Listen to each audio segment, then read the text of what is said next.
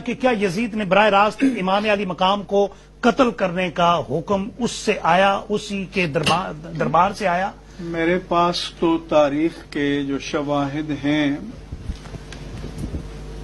اس میں ایسا کوئی صریح عبارت نہیں ہے کہ کسی کو انہوں نے معمور کیا ہو، یزید نے کسی کو معمور کیا ہو کہ جا کر امام حسین علی مقام رضی اللہ تعالیٰ عنہ کو معاذ اللہ قتل کر دو۔ یہ ضرور ہے کہ ان کا راستہ روکنے کا حکم دیا، یہ ضرور ہے کہ ان پر ان لوگوں نے مظالم ڈھائے اور تاریخ انسانیت کے سب سے بڑے مظالم میدان کرب و بلا میں ڈھائے گئے، لیکن کوئی یہ کہے کہ بالتعیین قتل حسین کا حکم دیا تھا تو میرے پاس ایسے کوئی تاریخی شواہد نہیں ہیں۔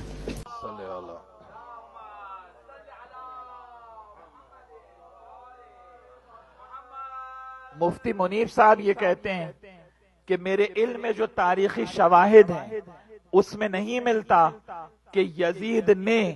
امام حسین کے قتل کا حکم جاری کیا ہو۔ تو آج در عباس اٹلانٹا کے ممبر سے میں چاہتا ہوں کہ مفتی منیر صاحب کے علم میں وہ تاریخی شواہد لے آؤں جس سے یہ ثابت ہوتا ہے کہ یزید نے ہی امام حسین کے قتل کا حکم صادر کیا تھا۔ حکومت سنبھالنے کے بعد جو پہلا سرکاری حکم نامہ جاری کیا، یزید نے والی مدینہ ولید بن عتبہ کو خط لکھا اور اس خط میں یہ لکھا کہ حسین ابن علی سے فوراً بیعت لو اور کوئی دوسرا راستہ ان کے لیے نہیں ہے۔ اور جو عبارت لکھی ہے اس خط میں وہ یہ ہے کہ لیست فیہ رخصہ حتی یبایعوا، کہ کوئی دوسرا آپشن نہیں ہے ان کے پاس سوائے اس کے کہ وہ میری بیعت کریں۔ اس کے معنی یہ ہے کہ اگر بیعت نہیں کریں تو حسین کا سر کاٹ کے شام روانہ کر دو۔ اس سے آگے آئیے تاریخ یعقوبی میں، یعقوبی بغدادی جن کا سن وفات 284 ہجری ہے، انہوں نے لکھا ہے کہ یزید نے والی مدینہ ولید ابن عتبہ بن ابی سفیان کو سرکاری خط لکھا اور اس میں یہ تحریر کیا کہ حسین ابن علی سے اور عبداللہ ابن زبیر سے فوراً بیعت لو اور بیعت لینے میں شدت کرو اور معافی کا کوئی راستہ نہیں ہے، اور اگر حسین ابن علی بیعت نہ کریں تو ان کا سر کاٹ کے شام میرے پاس روانہ کر دو۔ جب امام حسین مدینے سے چلے ہیں اور یزید نے کوفے کا والی نعمان بن بشیر کو معزول کیا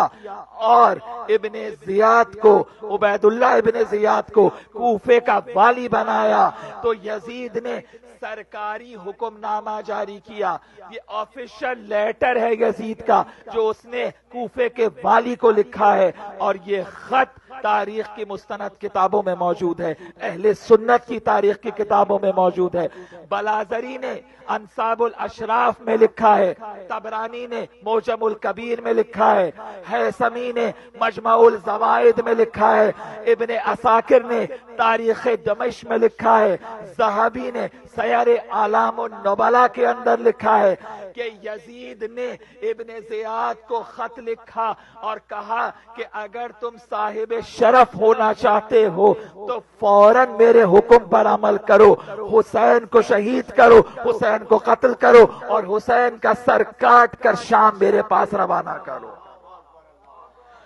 اس کے بعد ذرا سا آگے آئیے تو الکامل فی التاریخ، تاریخ ابن اسیر کے اندر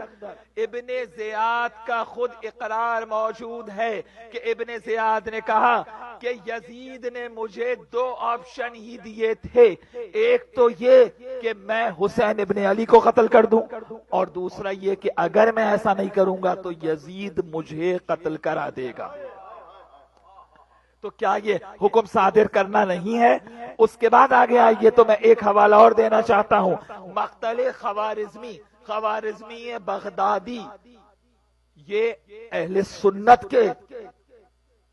اور انہوں نے اپنی کتاب مقتل الحسین کے اندر لکھا ہے کہ جب یزید نے حکم نامہ جاری کیا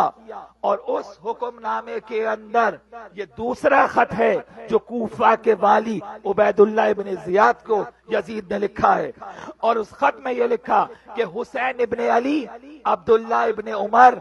عبد الرحمن بن ابی بکر اور عبداللہ بن زبیر سے فوراً بیعت لو اور اس کام میں ذرا سی بھی دیر نہ کرو، اور اگر یہ بیعت نہ کریں تو ان کا سر کاٹ کر شام روانہ کر دو۔ تو کیا یہ سارے تاریخی شواہد نہیں ہیں کہ جس سے یہ ثابت ہے کہ یزید نے ہی امام حسین کے قتل کا حکم جاری کیا؟ اور ذرا سمے اہل سنت کے مفسر شیخ آلوسی کہ جن کی کتاب تفسیر روح المعانی ہے، بہت بڑی تفسیر ہے اہل سنت کی، روح المعانی، ان کے مفسر شیخ آلوسی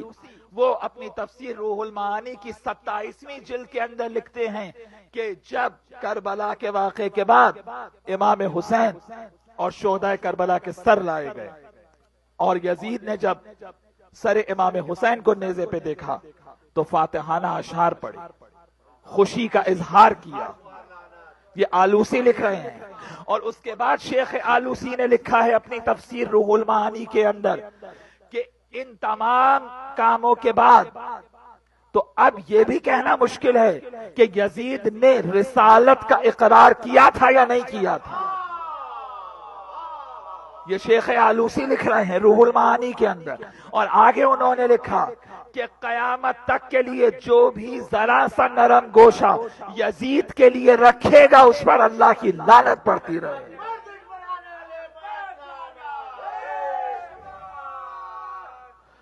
اور یہ تو بہت معروف ہے، تمام تاریخ کی کتابوں میں ہے کہ جب امام حسین کا سر نیزے پہ تھا، شہدائے کربلا کے سر لائے گئے، تو یزید نے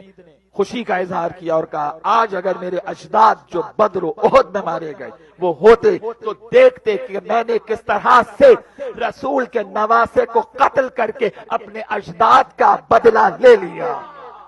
یزید خود اقرار کر رہا ہے کہ میں نے قتل کیا، آپ کہہ رہے ہیں میرے پاس تاریخی شواہد نہیں ہے، تو ہم آپ کو اس منبر کے توسط سے تاریخی شواہد پہنچانا چاہتے ہیں کہ ان کتابوں کو پڑھیں اور اپنی عقل اور فکر کی راہ کو درست کریں۔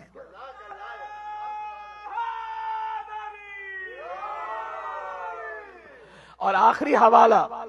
صواعق المحرقہ ابن حجر مکی ہیثمی اور تاریخ خمیس دیار بکری، ان دونوں کتابوں کے اندر موجود ہے، اور ان دونوں کتابوں کا تعلق بھی شیعہ مسلک سے نہیں ہے کہ جب یزید کے بعد یزید کا بیٹا معاویہ ابن یزید تخت پر بیٹھا تو اس نے کہا کہ میرے دادا نے علی سے جنگ کی، جبکہ میرے دادا کو معلوم تھا کہ علی کعبے میں پیدا ہوئے ہیں، اور اس کے بعد اس نے کہا کہ میرے باپ کے ہاتھ رسول کی عطرت کے خون سے رنگین ہیں،